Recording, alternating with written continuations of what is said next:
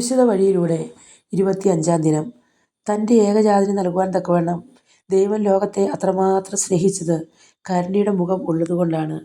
അതുപോലെ കുരിശ് ചുമന്നുകൊണ്ട് ഈ നോമ്പുകാലത്ത് ക്രൂശിന് പിറകെ നമുക്കും യാത്ര ചെയ്യണമെങ്കിൽ ക്രിസ്തു നമ്മുടെ ജീവിതത്തിൽ കരുണയുടെ അടയാളമായി മാറണം. ദൈവം മനുഷ്യരോട് കാട്ടിയ കരുണയെ അനുസ്മരിക്കുന്ന ഈ നോമ്പുകാലത്ത് ദൈവകരുണയിൽ ആശ്രയിച്ച് അവിടുത്തെ സ്നേഹത്തെ പൂർണ്ണമായി ധ്യാനിച്ച് ധൂർത്തപുത്രനെ പോലെ അനുതപിച്ച് ദൈവത്തോടു കൂടി ആയിരിക്കുവാൻ അവിടുന്ന് നമ്മെ ക്ഷണിക്കുകയാണ്.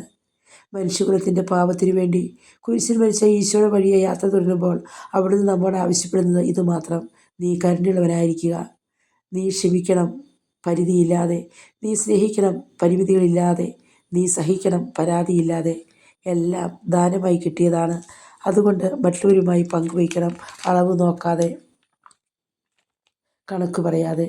സ്നേഹമുള്ളവരെ, ഇന്ന് നമ്മുടെയൊക്കെ ജീവിതത്തിൽ നമ്മെ വേദനിപ്പിക്കുന്നവരോടും ദ്രോഹിക്കുന്നവരോടും പരിധിയില്ലാതെ ക്ഷമിച്ചുകൊണ്ടും എല്ലാവരെയും നമ്മോട് ചേർത്ത് നിർത്തിക്കൊണ്ടും പരിമിതികളില്ലാതെ സ്നേഹിച്ചുകൊണ്ടും ജീവിതത്തിൽ സഹനങ്ങളുണ്ടാകുമ്പോൾ സന്തോഷത്തോടെ സഹിച്ചുകൊണ്ടും ദാനമായി ലഭിച്ചത് ദാനമായി കൊടുത്തുകൊണ്ടും ഉള്ളതും പങ്കുവെച്ചുകൊണ്ടും ഈ നോമ്പുകാലം കൂടുതൽ ഫലദായകമാക്കാൻ നമുക്ക് ശ്രമിക്കാം. മറ്റുള്ളവരെ മുറിപ്പെടുത്താനും വേദനിപ്പിക്കുവാനും നമ്മുടെ വാക്കുകൾക്ക് സാധിക്കും. മുറിപ്പെടുത്തുന്ന എൻ്റെ വാക്കുകളെ എടുത്തുമാറ്റി മുറിവുണക്കുന്ന വാക്കുകൾ കൊണ്ട് ക്രൂശിത എന്നെ നിറയ്ക്കണമേ. സ്തുതിയായിരിക്കട്ടെ.